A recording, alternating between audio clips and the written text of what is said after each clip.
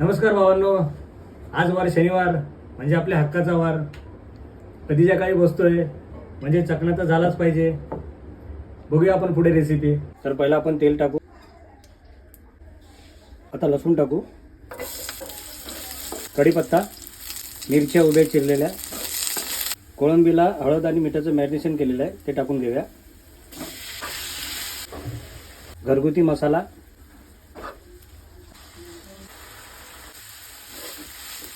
थोडं चवीनुसार मीठ. तर भावांनो, आपली रेसिपी झालेली आहे, तुम्ही बघू शकता. चला मग आता आपण टेस्ट करूया. त्याआधी पहिला एक घोट झालाच पाहिजे.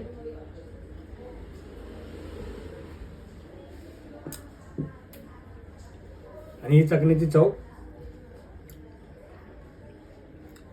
आणि ही भाजलेली लसूण.